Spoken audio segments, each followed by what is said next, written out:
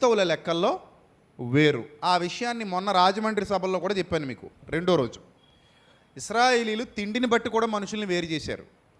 మన దురదృష్టం కొద్దీ క్రైస్తవులు కూడా తిండిని బట్టి మనుషుల్ని ఏం చేస్తున్నారు? వేరు చేస్తున్నారు.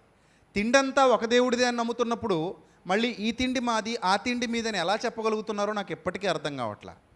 తిండిలోకి ఏమైనా అపవిత్రత సాతాను పంపించగలడా అని అడిగితే ఒక్కడి దగ్గర సమాధానం ఉండదు.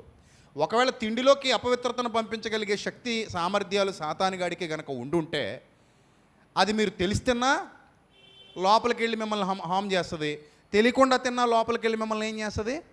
ఎఫెక్ట్ చేస్తుంది.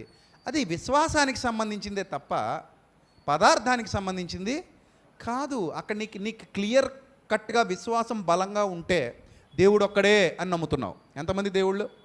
ఒక్కడే దేవుడు. సమస్తాన్ని సృష్టించింది ఎవరు? ఆ ఒక్కడే దేవుడు. మిగిలిన ఏ పదార్థంలోనూ దేవుడు లేడు. నేను అదే చెప్పాను మీకు.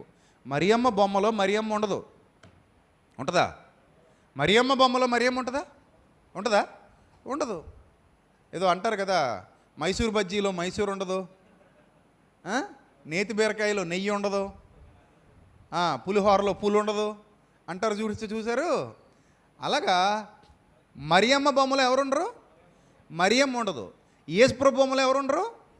యేసుప్రభు ఉండడు. అలాగని దయ్యం బొమ్మలో ఎవరుండదు? దయ్యం ఉండదు. సాతాను బొమ్మలో ఎవరు ఉండడు? సాతాను ఉండడు. అవి బొమ్మలు మాత్రమే.